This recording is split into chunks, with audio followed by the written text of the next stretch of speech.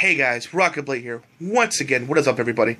I know a lot of things have happened in terms of Comic-Con news, hashtag Batgirl Sex, and Activision re-releasing Marvel Ultimate Alliance 1 and 2 for PS4, Xbox One, and PC. So there's a lot to talk about. I know I'm late to the party, but I want to give my thoughts on the matter on this episode of the RTB Podcast. We have a lot to talk about. This is an episode of the RTB Podcast, considering there's a lot to talk about. So let's jump right to it. So let's address the first thing, which is the Activision release of Marvel Ultimate Alliance 1 and 2 with for next-gen systems and PC. It's not looking so great. I just saw a Total Biscuits video on it not too long ago. He was doing the first game, and my God, like it just looks like such a cash-in on the Marvel licensed property. It's a shame. And don't get me wrong, Marvel Alliance, it's a great game. It's great. The first two games are fantastic. I mean, it was really fun. I mean, it's a spiritual successor to the X-Men Legends games, which are also fantastic RPG beat-em-up co-op games. I mean, very, very awesome games. If you have a chance to pick up the copies, go right ahead. It's totally worth it. It's fun. I just recently, not too long down a while ago, me and Koopa just finished X-Men Legends 2 Rise of Apocalypse. Still had great memories of the game, though I remember it being more repetitive than I last remember, but still a fun game nevertheless. But it just seems like Activision, since Marvel's kicking ass in the cinematic universe with its movies, and I mean Kevin Feige and his team are doing an excellent job. Kudos to him, by the way. It just seems like they're just cashing in on it.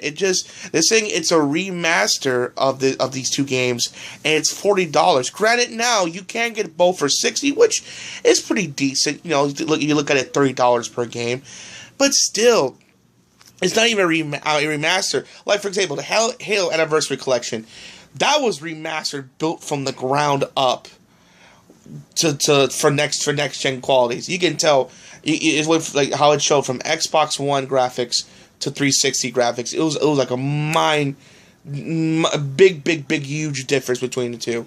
It is amazing how like next gen it looked in comparison.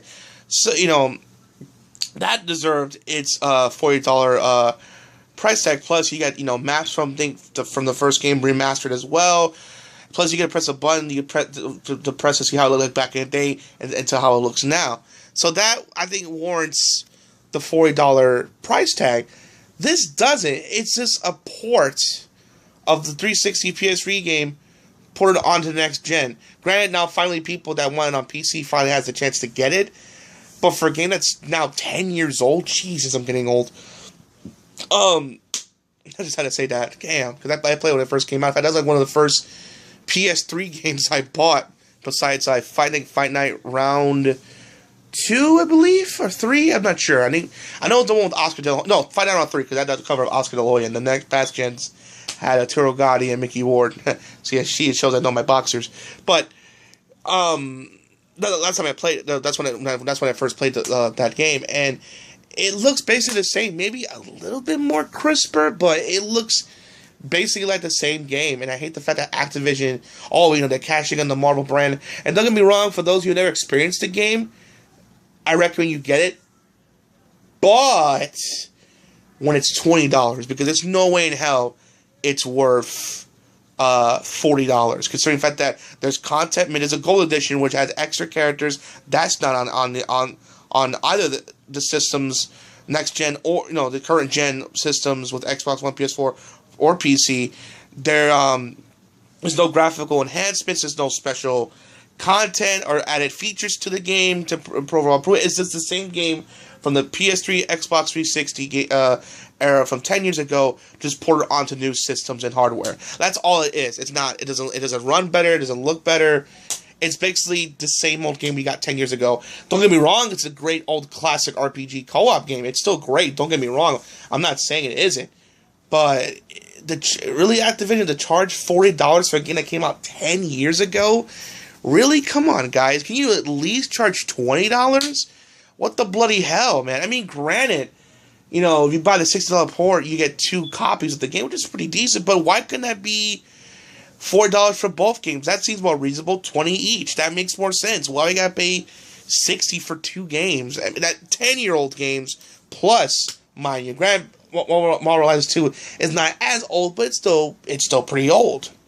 A pretty old game. So it's like, come on, guys, let's, what I'm saying, let's get paid for what it's worth, not what you're asking for. And it just seems like Activision is just not giving a shit about their properties. I mean, look what happened to The Legend of Korra. Hell, look what happened to the recent Ghostbusters game.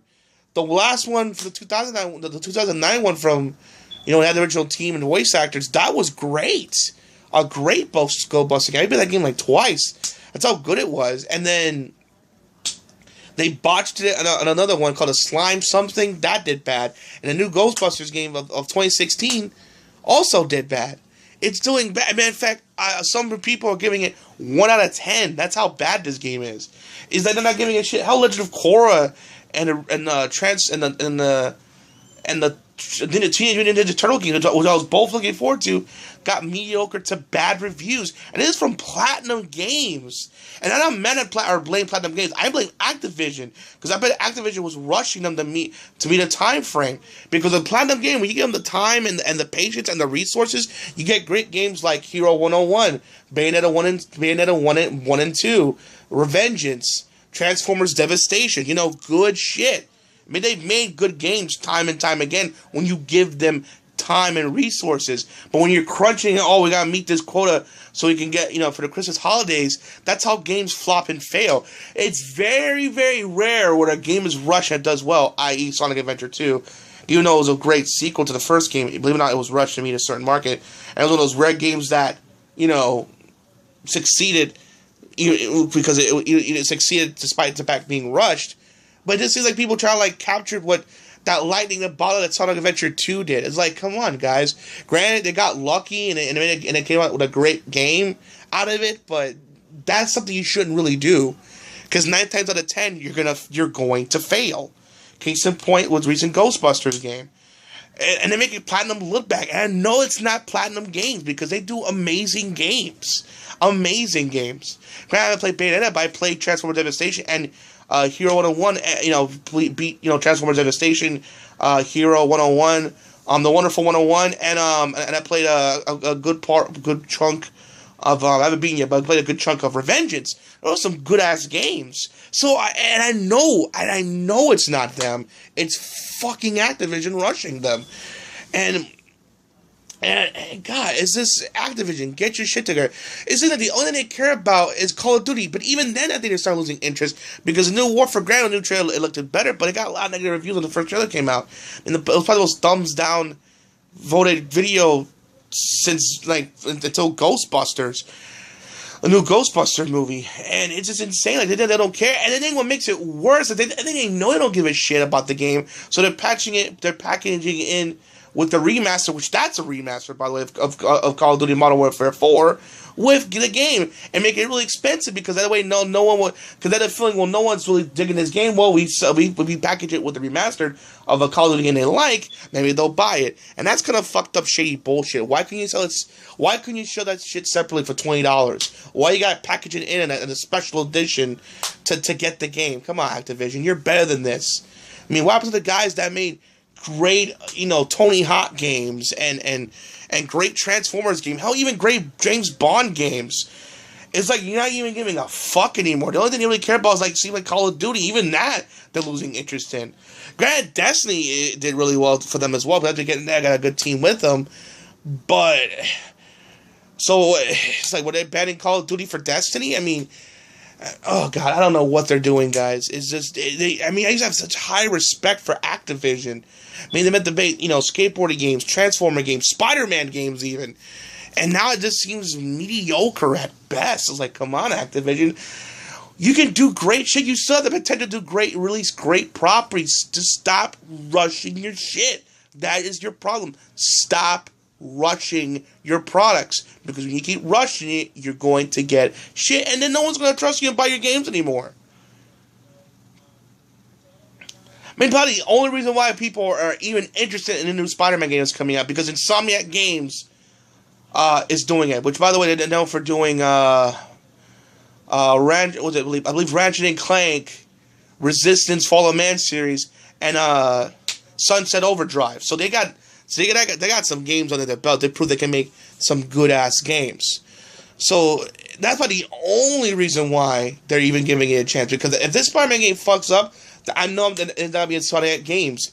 They're gonna look at Activision. You're rushing them. So overall, as I end this topic, Activision, stop rushing your shit. Let, Insomniac Games take their time with it so it can be a masterpiece, not some rushed out garbage that got a quick buck. Seriously, fucking stop. I had to get that out of the way. Alright, let's go with another content. Let's go with the other controversy that's going on, which is hashtag Batsex or Batgirl sex or whatever they're calling it. Here's the thing. I did a review on the movie, by the way, if in case you want to hear my overall thoughts on the movie. But by the way, some spoilers on the movie. I want to warn you right now, so that way you'd be like, hey man, you spoiled this for me. I'll probably put in the description when I stop talking about it. Hopefully, I'll put in the description to skip forward to a certain point when I stop talking about it, because I don't want to spoil this for you. So when I say the next topic, or whatever, then it should be good. All right. Just want to give you a fair warning, guys. I don't want to spoil anything from the movie for you guys, because it's still a great movie. Of course, the Batsex thing, as the more I thought about it, the more I sat down and thought about it, I was like, you know what, yeah, this was poorly executed. I'm not going to lie. I mean, the first half of the story was very interesting. It was very intriguing, had me engaged. At first, like, oh, wow, this is interesting. But then the more I thought about it, it's like, you know what, yeah, I see why people hate this. This is very, very poorly executed. But to destroy the whole movie? Hell no, it doesn't. It does not. This reminds me of Spider-Man 3 all over again, because of that one bad dancing part with emo Spider-Man. It ruined the rest of the movie. Come on, man.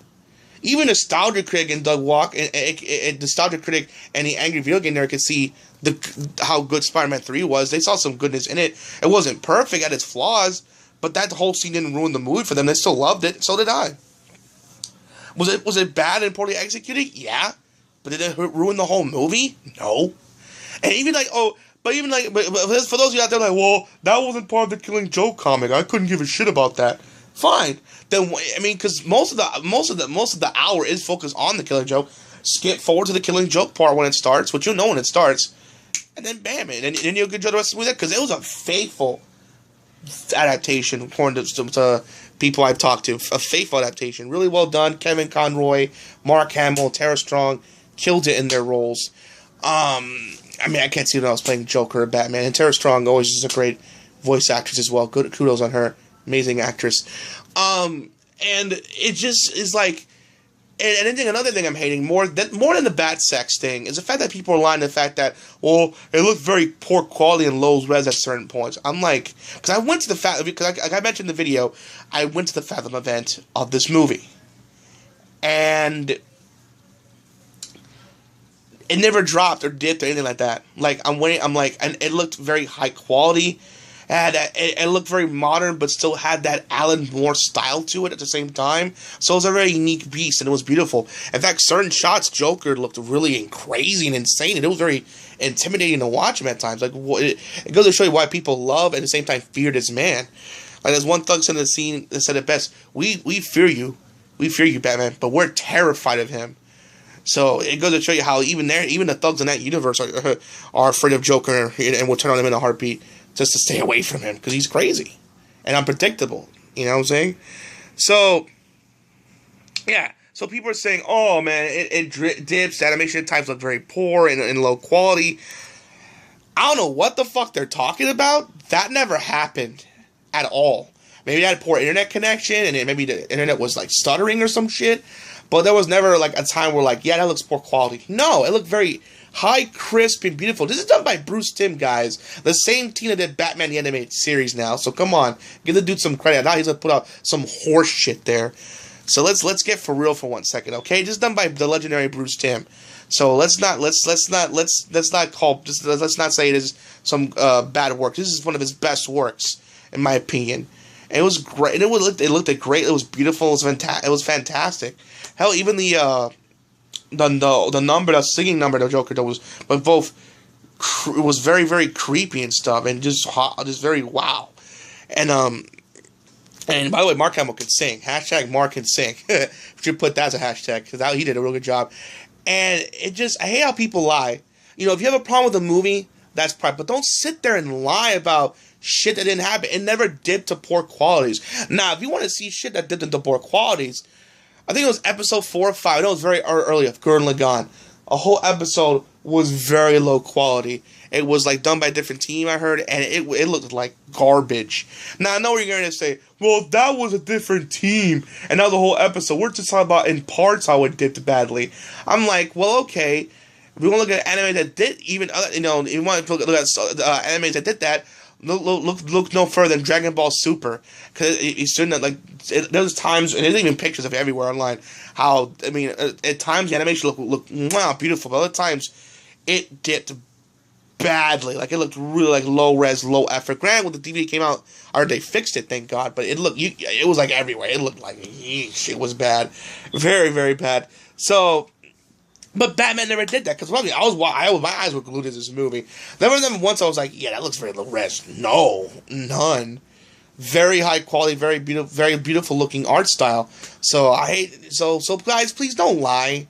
You know what I'm saying? If you have a problem with the movie, that's fine, but don't do like what people are saying about 9 and lie. And don't do what people are doing and lie about shit that's not true, like they're doing with My Number 9, saying that, oh, if you have the Wii U version of My Number 9 play, it'll bork your system. I just got through playing nearly a 60-hour RPG of Tokyo Maze Sessions FE Fire Emblem, and granted, it crashed only one time, but it didn't bork my system. Okay?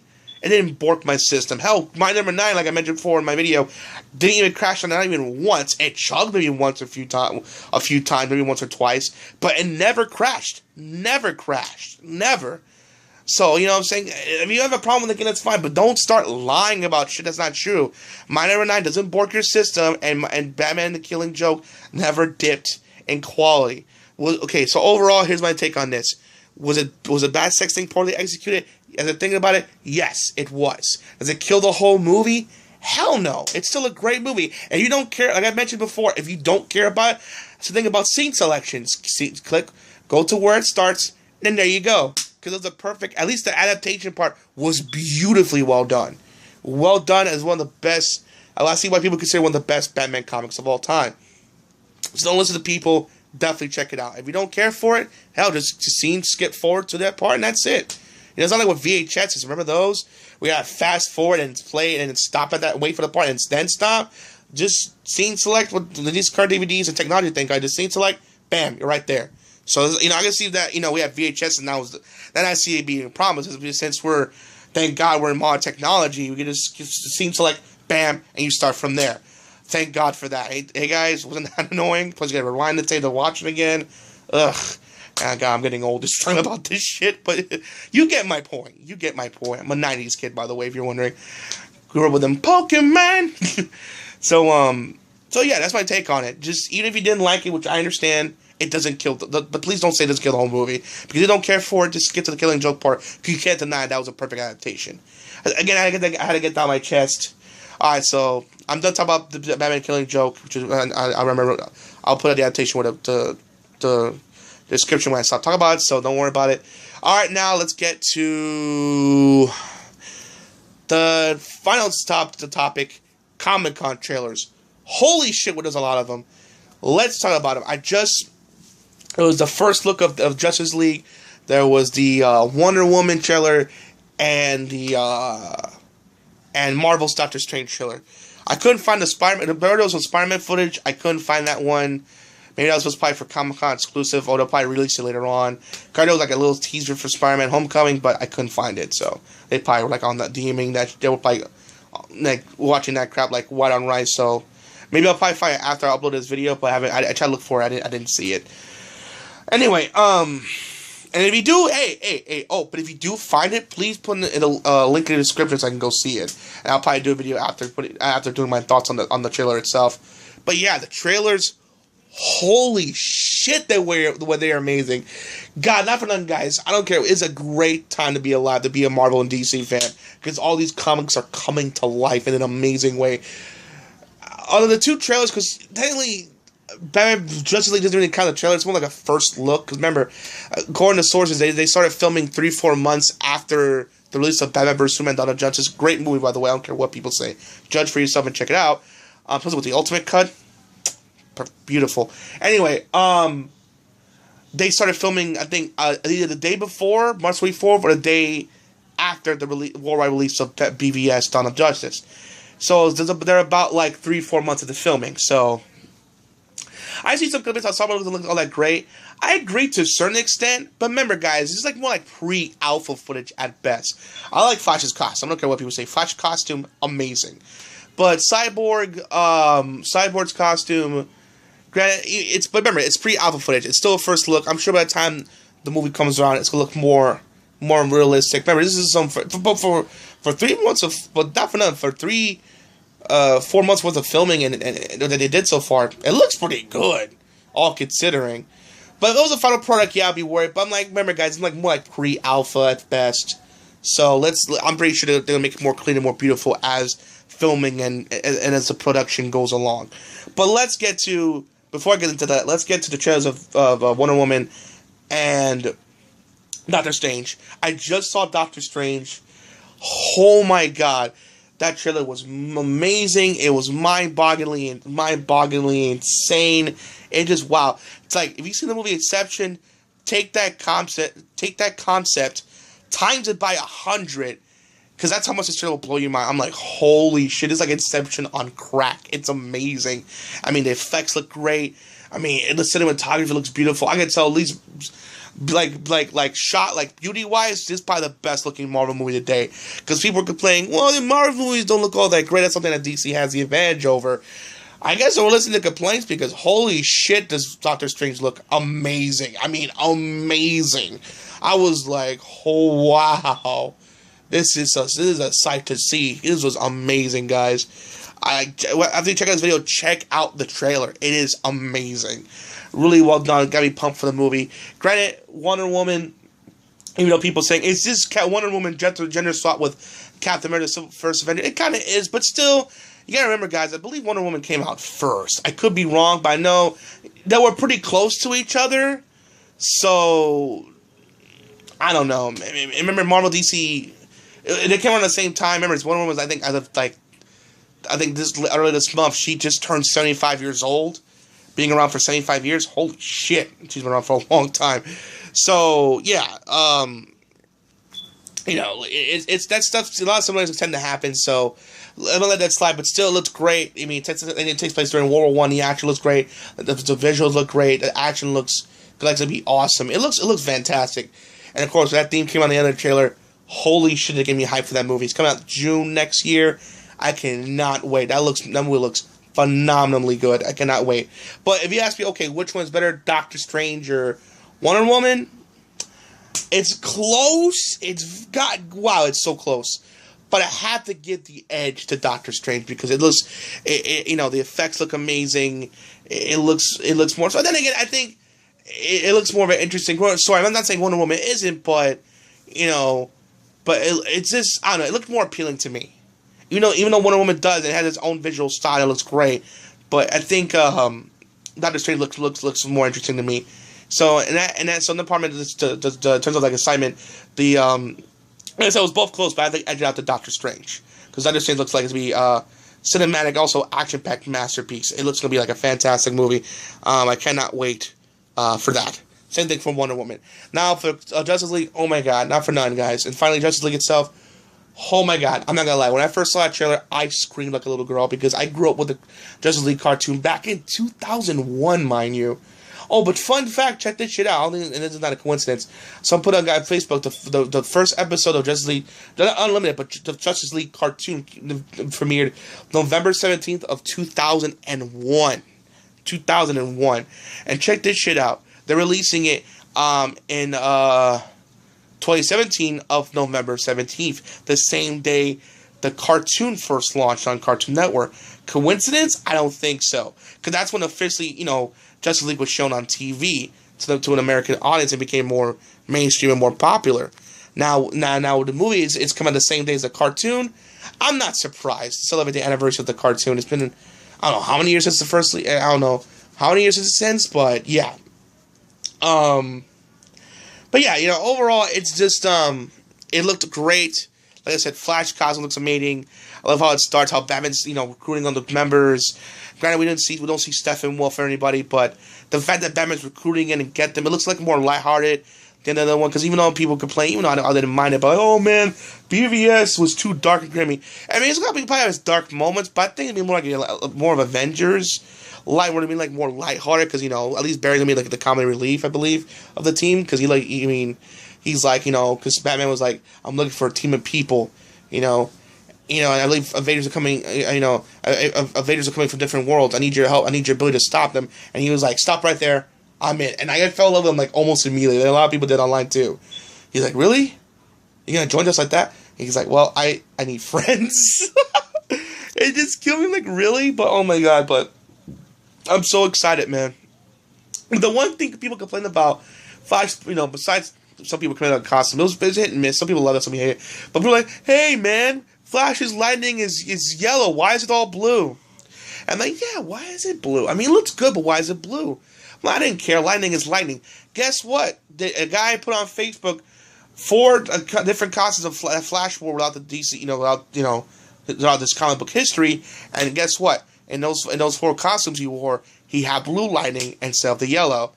So it's like, for those people thinking they're not sticking to the concept or origin of Flash, here's pictures of him in the comics where using the blue, when he runs, having blue lightning come out instead of yellow. So I'm like, oh well, that stops that argument. If it's been done in the comics before, then it's not some bullshit that Zack Snyder's making up. It actually happened in the comics. So there's that.